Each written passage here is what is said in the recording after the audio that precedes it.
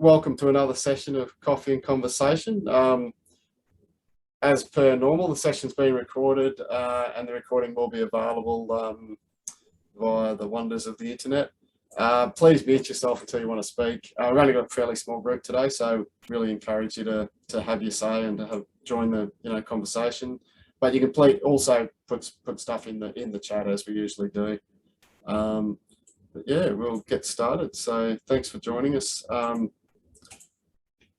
Outdoors Queensland acknowledges the traditional owners and custodians of the lands where we gather across the state and across the country. We pay respect to elders past, present and emerging, and we acknowledge the important roles that Aboriginal and Torres Strait Islander peoples play on the land, sky and waterways used for outdoor activities. I'm in Brisbane or Meanjin on Yagara country, which is a place of the Jagera and Turrbal peoples. I invite you to pop in the chat the place and country that you're joining from today, if you'd like to do that.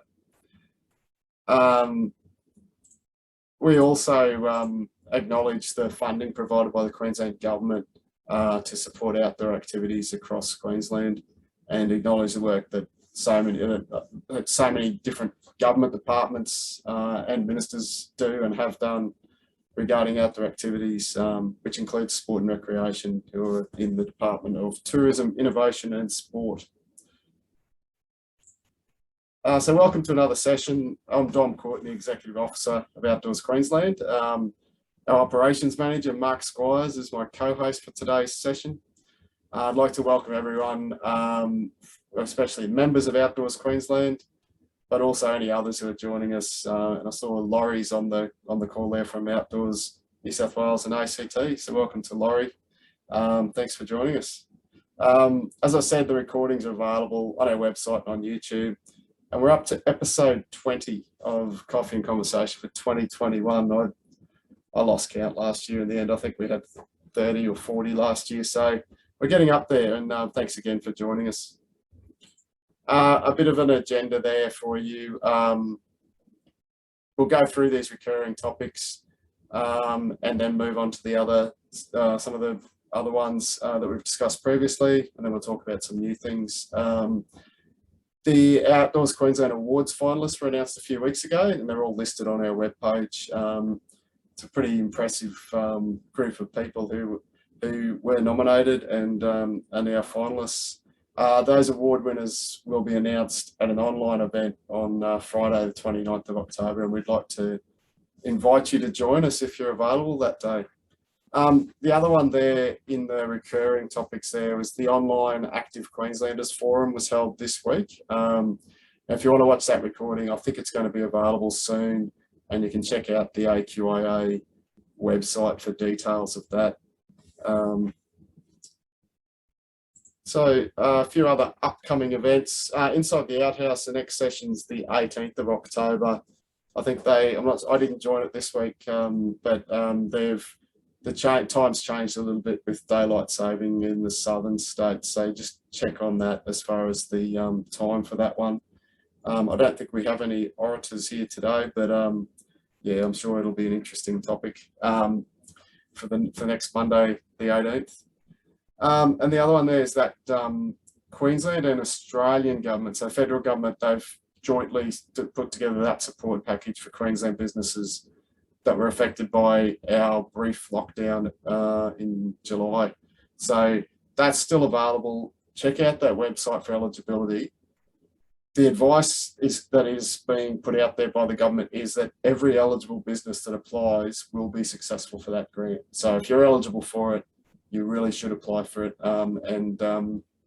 and seek that grant funding if you could put it to good use as far as overcoming even the impacts of that short lockdown that we did have. So please have a look at that one.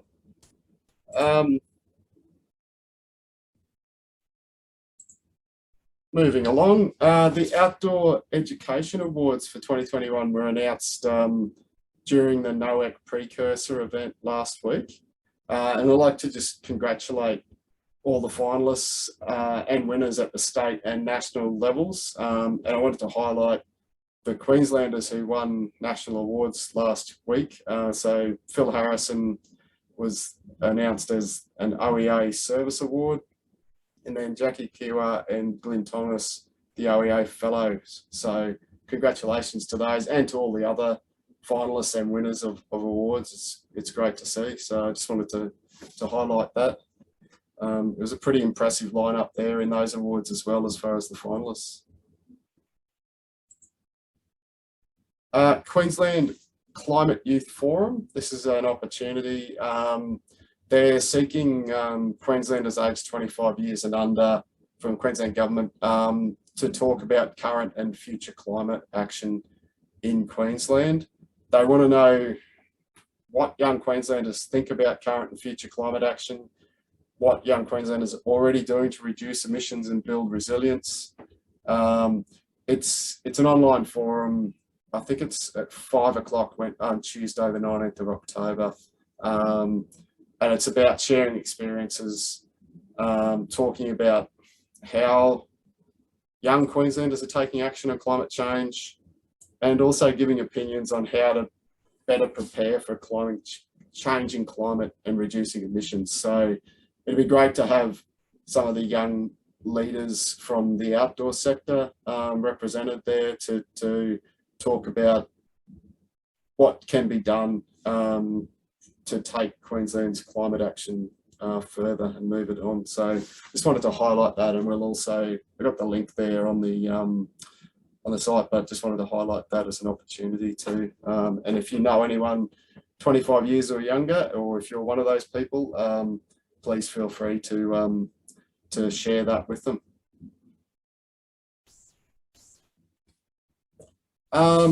This is a reminder, Queensland's just moved into storm season, and some of you probably already experienced some of the storms in the last couple of weeks. So the Outdoor Council Australia has published guidance note for outdoor activities to prepare for bushfire and severe weather conditions. It was previously published in 2009, as it says there on the screen, but it was updated by Outdoors New South Wales and ACT, and a big thanks to Laurie and her team for the work that was put into that. It's available there on the ACA website. It's not a response document. It's not to be, it's not a document you pull off the shelf when there's a storm on its way. It's to be used in conjunction with the Adventure Activity Standards, and it's about informing your risk management plan, your safety management plan, so that you're ready in advance. So just wanted to highlight that because we are getting to that point, and possibly should have a couple of weeks ago, given that we had hailstorms, etc. New South Wales has had a tornado, and then also Victoria decided to have one too, just to compete with New South Wales, as they like to do. And then they decided to have an earthquake. I don't know. I think your competition, you can have that. We'll just keep going about our world. But we'll win though. We'll win. Well, sometimes you don't want to win those ones, Laurie. But anyway, yeah, I just wanted to highlight that is there. And as I said, it's to be read in conjunction with the Adventure Activity Standards. Yeah, did you want to say anything about that one, Laurie? No, I think you've put it perfectly, Dom, that it is a preparation document, it's a risk management tool, and it is a guiding document. So it's sort of pointing you to places to make informed choices and decisions. So yeah, it's just been updated, as you said, to reflect some of the new tools that are out there. So it's good to have a look at it. Yeah, cool. Yeah, because the previous one was 2009. So obviously a lot more online resources since then, and improved tools as well. So thanks for doing that, Laura. No worries. Moving right along, a couple of funding opportunities through the Queensland Government. So the Active Industry Project Fund. I'd encourage all ordinary/affiliate members of Outdoors Queensland to apply for this. It's not open to associate members of Outdoors Queensland, so it is aimed at the organisations the likes of Bushwalking Queensland. ATHRA is one of those, Australian Trail Horse Riding Association, Paddle Queensland.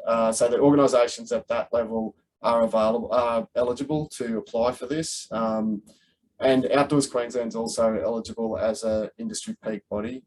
So we'll we intend to apply for funding which will allow us to provide additional services to help members increase their delivery of outdoor activities, so we can apply that way. So there will still be potential for this to, for our services to then help you, help non-eligible members as well access some of this services or access some of this. So I just wanted to highlight that.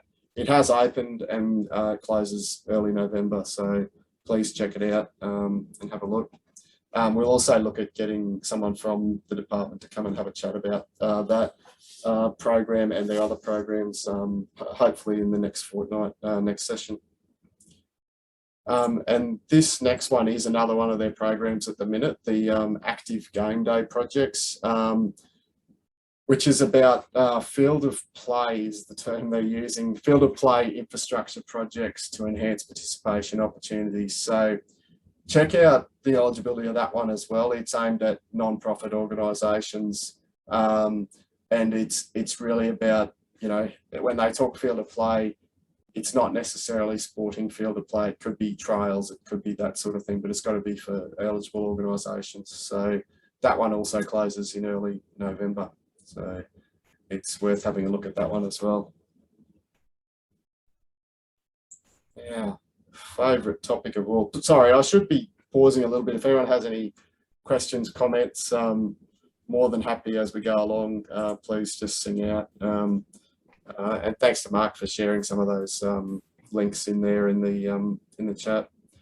So does anyone have any questions? Yeah, Chloe. Yeah, just me on that last funding, the Active Game Day projects. Could that be an opportunity for the Bernadette's? Yeah, I looked at that and I'm not sure it falls into the category, but I'm going to try to get some extra information about that.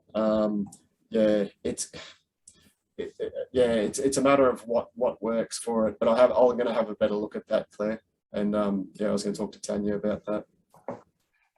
Yeah, because I mean, it might be something that ASRA can actually apply for. Yeah, that's true. Yeah. So, you know. Yeah. Well, I'll find out a little bit more, and I might contact you directly about that one, because I think it is an opportunity to do that, to try to access some of that funding. Okay. Yep. Cool. So as far as the COVID restrictions, the roadmap was updated. Queensland's roadmap was updated last week, and there were 3 of the stage 2 restrictions were reimposed for Brisbane, Logan, Gold Coast, Moreton Bay, Townsville and Palm Island local government areas, and the rest of Queensland at stage 3. But I understand that just half an hour ago or so, the Premier and the Chief Health Officer announced that South East Queensland Townsville would be going back to stage 3 from 4 o'clock this afternoon. So they had said it would be a fortnight, but it seems like they've reassessed that, and that's going to change from 4 o'clock this afternoon. I didn't watch the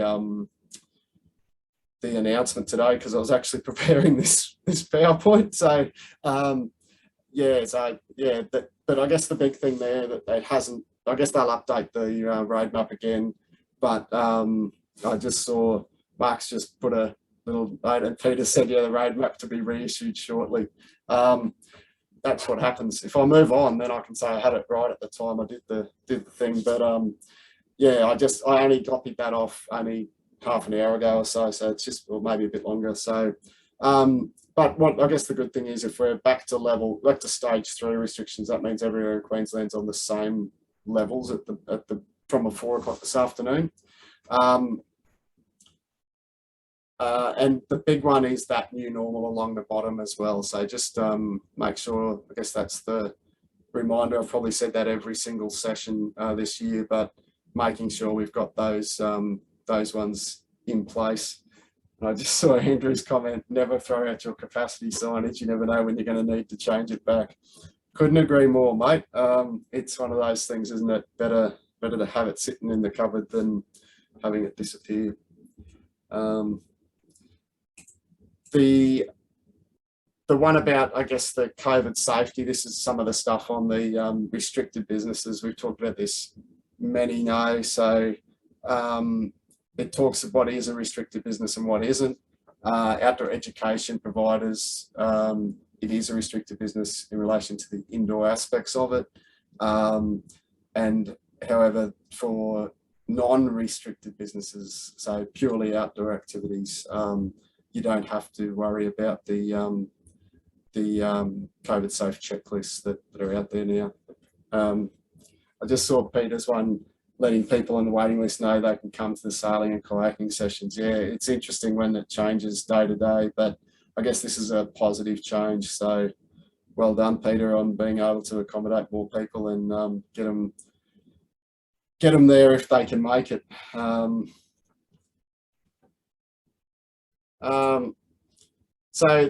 the outdoor operators, this hasn't changed. So as it says there, indoor venues and events need to comply with the checklists, which are on the government's websites.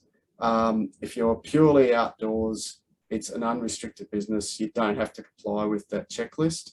But if you've got any indoor space at all associated with the operation, like indoor dining, you have to comply with the checklist for that part of it. So that's an important piece of that. So just make sure if you've got any indoor aspects of your of what you're doing, then please make sure you're complying with those rules. I just saw Andrew's comment there in the chat about vaccines becoming mandatory for accommodation workers. I've got a couple of slides on that coming up, mate, so we'll come to that. We had a little quick discussion about that right at the start before we got started. I do want to just flag those couple of exemptions that we have, that we obtained what seems like a long time ago now, but I think it was in May. I'm losing track of the time, but the same exemptions are still in for the occupant density requirements for indoor venues and events, and this new direction number 28 and the impacted one number 18 have the relaxation on occupant density for outdoor education providers. So that's the same relaxation for primary and secondary school age children from the same group in camps operated by a school, community group or business. And it specifically says e.g. outdoor ed provider. So that will still apply. I imagine that we're going to have a number 29 that'll be released this afternoon. And we won't have to worry about the impacted area one from this afternoon, I guess. And I'm assuming that same relaxation will remain in there. And similarly, I said, Peter, you said the portable shade shelters count as indoor spaces. Queensland Health did clarify this some time ago. They said even if it's a marquee, etc., and it has walls, then they count that as indoor. So they're saying you have to have the same rules. But if it doesn't have any walls, if it's open air, it's just a shade shelter, then no, that's still outdoors. So it's really about the ventilation more than the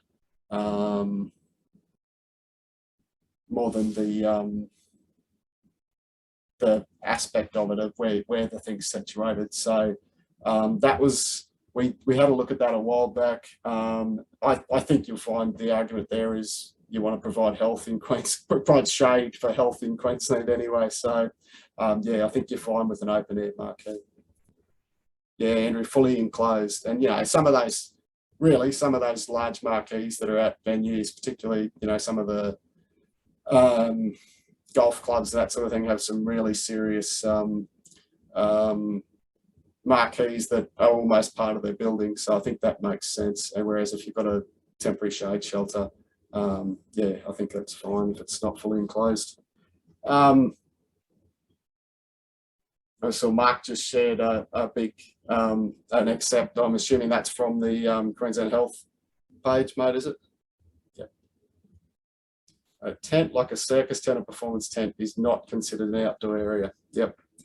And yeah, Danny, that they got lifted as of 4 o'clock this afternoon. It was announced, so that was yeah, a little while ago. The other relaxation that is still in the public health directions is the check-in app, the Check-in Queensland app. Both number 28 for the public health direction and the it specifically says in number 28 that it don't have to use it for school camps. And then right now, the impacted areas, so the SEQ, Townsville and Palm Island, it doesn't specifically say it, but it says the same check-in requirements as in the public health direction apply to impacted areas. So that relaxation is still in there as far as that goes. So adults still have to use the check-in Queenslander.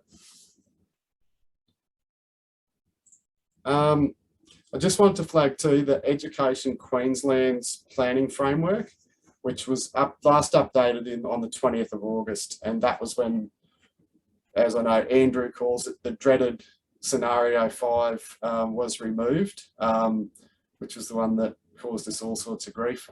So that 20th of August version is still the current version, which is on the Education Department website, which allows state schools to go on camps and excursions at Department of Education facilities and at non-Department of Ed facilities.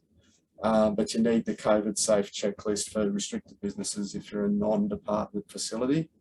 And it still says camps and excursions aren't permitted for state schools in scenario 3, which is a local government area or statewide lockdown, and it's scenario 4, which is when a school's closed. So that hasn't changed at all. Certainly each time there's a change in restrictions, it's one of the first online resources that we are checking and making sure what's going on there, because that dictates a lot, and other education providers like Catholic Education and independent schools, I guess, would be either taking guidance from that or following it. So we certainly will keep an eye on that one, but it hasn't changed in the last little while. Mark's just shared a link to that one. Thank you, Mike. Vaccinations. Who'd have thought 18 months ago we'd be talking about mandatory vaccinations? I think it's an interesting can of worms. So this one, and I'm happy to open the floor if anyone wants to start off on this. This is the same. This is the messaging that the federal government has been putting out there, and the same with the Queensland government, saying it's strongly encouraged. I think they could say very, very, very strongly encouraged. I don't know how many times we get told, please go out and get vaccinated, but it is voluntary, and that's an important part of this. But there have been some mandatory vaccinations for workers announced. The fact that, yeah, the Victorian government has announced mandatory vaccination for accommodation workers, that's taking it another step forward. I think we've previously had healthcare workers, the airport workers, the people working in the quarantine hotels. But if it's being expanded like that, I think it's certainly an important one to look for. The other one that has been announced has been teachers in some settings, and it's not all settings. Laurie, I think there was, in New South Wales, it was announced that it was all teachers and childcare workers, is that right? Correct. Actually, anyone that is required as even as a contractor within a school or childcare environment. Yeah. Fully vaxxed or no job. Yeah. Yeah. And I guess that's the big piece, is how does that then flow into contractors who are providing services to schools, like outdoor education and outdoor activities in general, people coming in to provide services in a school. Is it going to get to the point where you must be vaccinated to be able to work for a school or provide services to a school?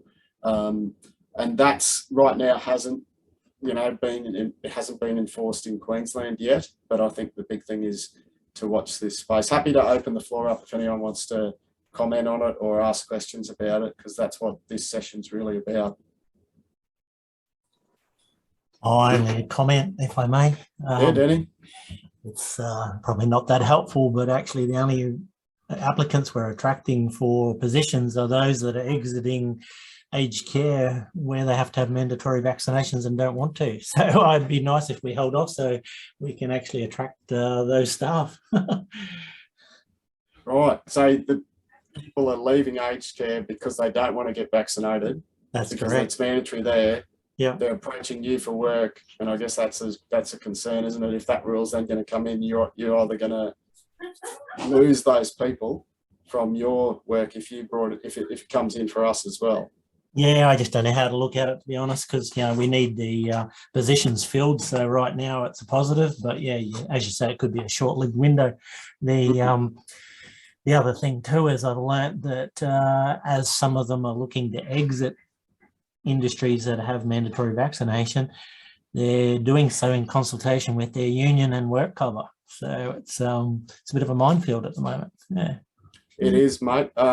There's some resources on the Fair Work Ombudsman's page, which I've got a link on the next one here, and that one, it specifically says for existing employees, there's different rules to new starts. So for a new start, it says on their website, you can possibly put it in as a condition of someone's contract, but they highly recommend you get legal advice before you do that. And that's probably the best thing I can say. Laurie, did you want to comment on that? Yeah. Yeah, this has been huge, obviously, because we're in a very, I suppose, different situation. The fact that we're just about to open up and we have, what was today, 600 odd cases a day.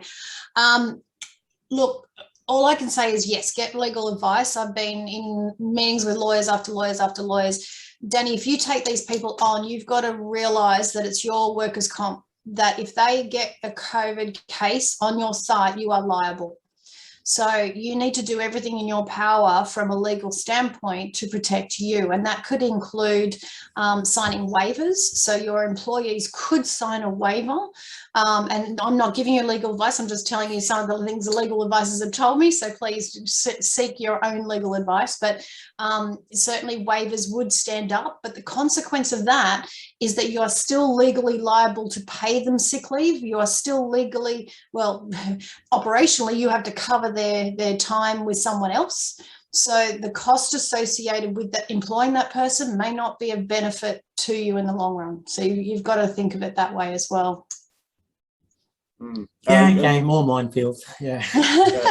Yeah. I mean, I think a big part of it is, and it says this on the Fair Work Ombudsman's website, about you have to provide a safe workplace. There's links to Safe Work Australia as well on their website, and that's for your current staff and your future staff and yourselves as well, obviously. But that's for all workers, I suppose. And this is where it comes as well. The other bit of this that I think Victoria seems to be grappling with a little bit. It has been, I know, I haven't heard from New South Wales clubs, but in the clubs with volunteers and also participants in their activities, there's certainly been some stuff going on in that space. I spoke to someone from a bushwalking club in Victoria who said that their club specifically said, no, every single volunteer needed to be fully vaccinated, and they were only allowing bushwalks where people could get to them, within their area with people who were fully vaccinated. So that club had just made that decision because that was the risk tolerance, I guess, that club committee had. But then it also goes, well, what does this do for anyone else who actually wanted to participate? But also, if you're a member of the club, are you being excluded from their services? And that's another, I don't know, I think it's another minefield all over it again, Danny. So I think this is really difficult. I know, Claire, you mentioned it in relation to horse riding. And did you want to comment on what your clubs have been doing so far? Well, there's been a mixture, because here in Queensland the clubs aren't mentioning vaccination at all. In Victoria, we've had one club in particular saying they want to mandate vaccinations, but then half of their members have decided, well, give us your money back. We want to join. So obviously, and then they've asked us to do the risk, identify all of the risk. And I said, well, you've already made that decision. So, didn't you actually consider that when you decided to make that call. And then another, there's been a range of clubs specifically in Victoria, and then yesterday I had queries from clubs in New South Wales. So, I mean, we're actually sitting on the fence here because, we don't particularly want to mandate vaccination. Obviously, we strongly recommend it. But, I'm unsure where we actually sit. We can actually mandate it. I mean, from an industrial point of view, look at what's happening out in the community. We've got obviously those, where the government has mandated it in some areas, but I don't think we're in a position that we can mandate it. I think it's really difficult. Yeah. Sorry, did someone else? I think there's enough news articles out there that say things like, if the under 12s, until the under 12s can get the vaccine, or if they don't get the vaccine, the best way of keeping them safe is to keep them away from unvaccinated adults. So I think it's an inevitability that that's going to be an expectation by 2022, term one. That's how we're planning. I agree with you, Andrew. That's certainly the commentary that's happening down here. Yeah. And then, so that becomes for the safety of all of our potential participants, we are only going to allow people who can get vaccinated, people who have the opportunity to get vaccinated, people who are vaccinated. So I guess that's a justification for the decision if you want to go that way. It's still a difficult one, I think, because you're potentially going to be excluding either potential workers, current workers, which is really tough, and I think you need some legal advice on that, but also potential customers where you have a little bit more control. I mean, it's a bit different where the government's mandating it, like right now, if they're in different certain industries, but that's going to be the uncertainty, and that's going to be another part of this that needs to be negotiated. I'm not sure where we got the answers today, but I think we'll get closer to this in the next little while, and I think it's a fair point about the kids who don't have any opportunities to be vaccinated right now, in the interest of protecting them, because the real concern, I guess, is this, as well as the overwhelming the health system. If we have outbreaks and significant numbers of cases, it's also the long-term impacts of COVID, which certainly keep hearing about long COVID and the impacts that's having on people right around the world. So I think that's the other one of thinking about the long-term impacts of what this looks like. Does anyone else have any questions or comments on it? More than happy. This is something I think we can justify. We could spend a lot of time on, but I think we need to spend some time on it and talk it through. Don, just on Claire's point about, can we make it mandatory? There's a lot of conversation obviously around this, but there is 4 areas that WorkSafe have looked at, and we, as an industry, we sit between 2 and 3. So, either direct contact with continuous people or, contact but in regularity formats. The guidance on a legal side is basically saying that level 3, if you mandate it, you're pretty much guaranteed you're not going to have an issue because of the justification of that continual contact with people. Level 2 is a little bit questionable. So if you don't have regular contact with visitors and in environments that you cannot protect that space, that's when they're saying, you might have some issues from a legal standpoint. But certainly, I've got to say, from my membership, I have not seen any of my members not go hard on this as we've started to open up. Yeah. So just to expand on that, on the Fair Work Ombudsman's website, they talk about Tier 1 work, which is employees required as part of their duties to interact with people with an increased risk of being infected with coronavirus, so such as employees working in hotel quarantine or border control. Then it says Tier 2 work, where employees are required to have close contact with people who are particularly vulnerable to the health impacts of coronavirus, such as healthcare or aged care. And then Tier 3 says where there's an interaction or likely interaction between employees and other people, such as customers, other employees, or the public in the normal course of employment. For example, stores providing essential goods and services. And tier 4 work is the employees have minimal face-to-face interaction as part of their normal employment duties, so such as when working from home. So I think I mean, there's no doubt that outdoor operators, and this, I think you could expand this to clubs as well. It's tier 3 as far as interaction between employees and other people such as customers and the public. So there's no doubt about that one for most of what we do. It's just a matter of where the, where it comes in, and it goes a bit further where it says for employees performing tier 3 work, where no community transmission of coronavirus has occurred for some time in the area where the employer is located, a direction to employees to be vaccinated in most cases is less likely to be reasonable. So they actually say that on their website. So we've had very little community transmission in Queensland, touch wood, it stays that way. But so maybe right now that's the hard one.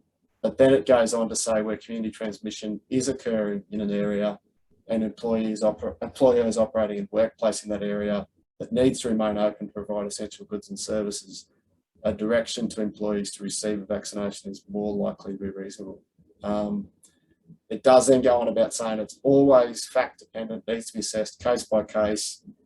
It has a big box that says employers should get their own legal advice if considering making coronavirus vaccinations mandatory in their workplace. So I think that's the bottom line in all of this, but just understanding those different considerations the Fair Work Ombudsman is putting out there, I think that's a really important part of this. It's going to be at least tier 3, and some of it will be that tier 2 when you're dealing with, the examples I give is healthcare, aged care, disability services would be another one there. People who are providing services in those areas, I think, are going to be very well justified, but it still talks about, that level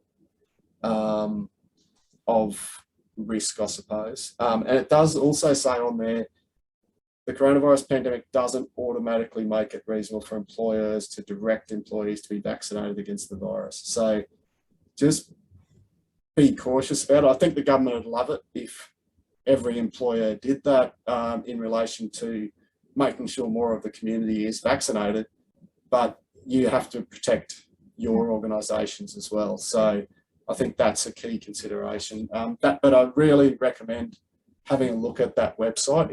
It's actually really good, and they've updated it only this week. So I think that was in relation to the Victorian changes, because there's a big box at the top that talks about vaccination requirements for authorised workers in Victoria. And that was the big change that I could see to that page from last time I looked at it. So I think it's all about the Victorian changes. But this one is actually, the Fair Work Ombudsman specifically says we'll give you general information about coronavirus and Australian workplace laws under the Fair Work Act. But then they say, if you've got other stuff, if you're Victorian, ring the Victorian government. So they're even moving it over, to a little bit. So Andrew, why would an employer mandate something if government's not prepared to mandate for their industry? That's a really good question, mate. Yeah, because really it specifically says that when they talk about that tier 1, that's where it's mandated by government in that list. Where did it go? So I've just scrolled back up to the top to look at that other stuff. I find it's a hard decision to make, and I think it's something that everyone has to be really cautious with. And really, as I said at the start, the decision about getting vaccinated, although it's highly encouraged, it is intended to be voluntary. So I think that's probably the starting point for all of this. Any other comments, questions? More than happy, because I think this is a really important part of this discussion. Thanks for joining us, Laurie, and see you next time. See you guys. Thank you. Bye.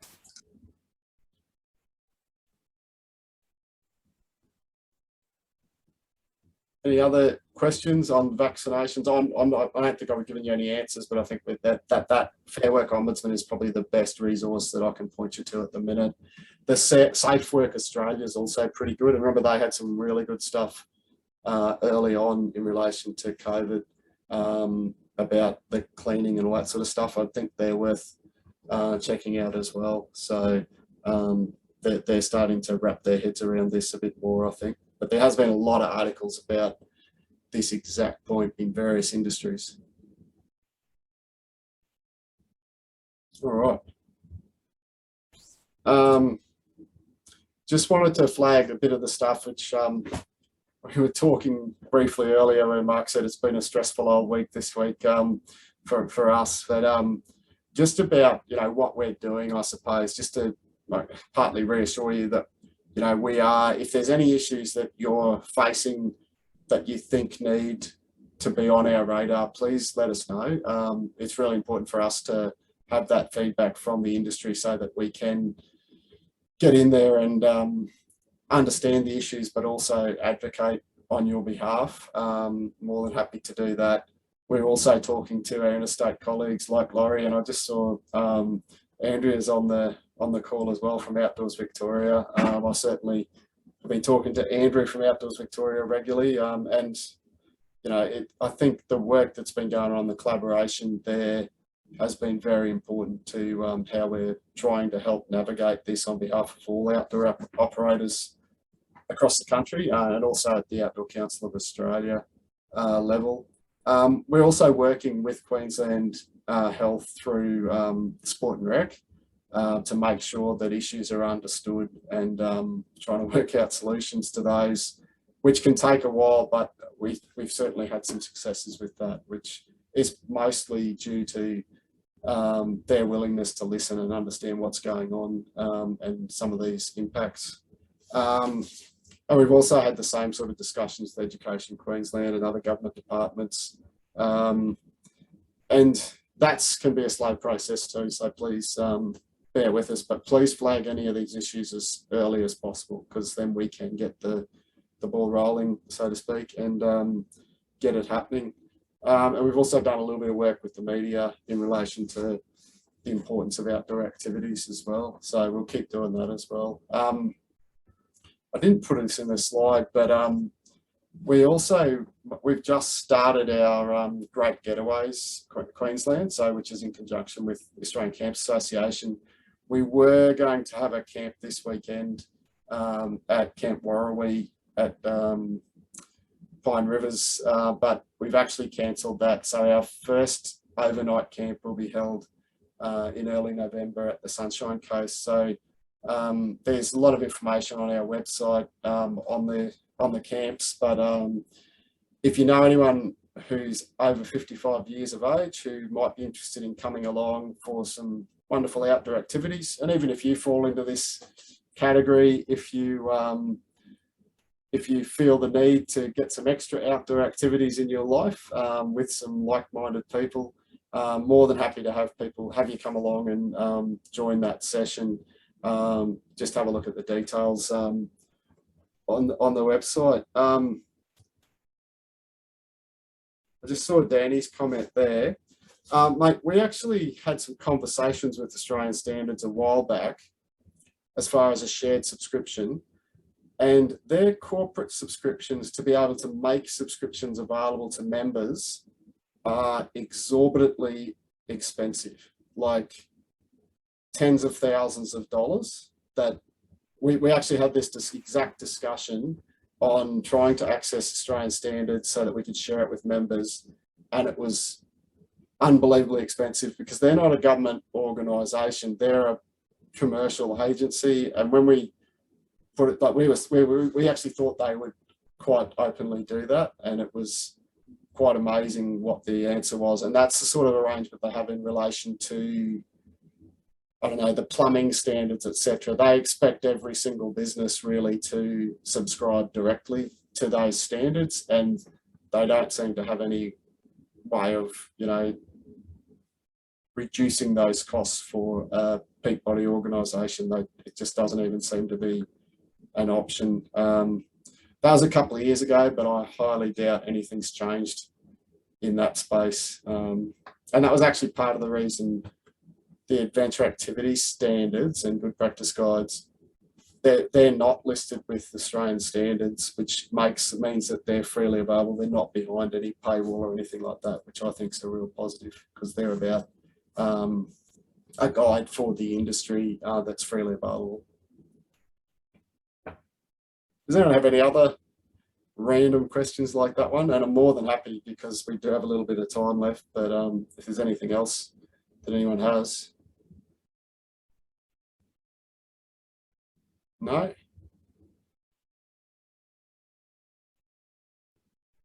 Can't give you a chance. Well,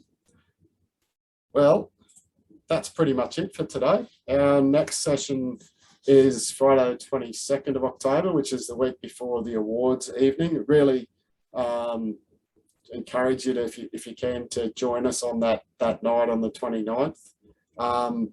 There's plenty of resources on our website, but check out the finalists for the Outdoors Queensland Awards too. As I said, it's a pretty impressive list of outdoor operators. So yeah, check that out. And yeah, thanks again for joining us today, for the questions and the discussion about some of these topics, which we may not have answers to yet, but we're getting closer, it feels like. So the awards evening is online, Aaron, so there's no excuses for not joining, mate. Yep, it's it'll be hosted online, and there'll be details on how to register for that shortly. So thank you very much for joining us. I'd like to sign off with look after yourselves, look after others, and look after the planet. Thanks again for joining us. See you next time.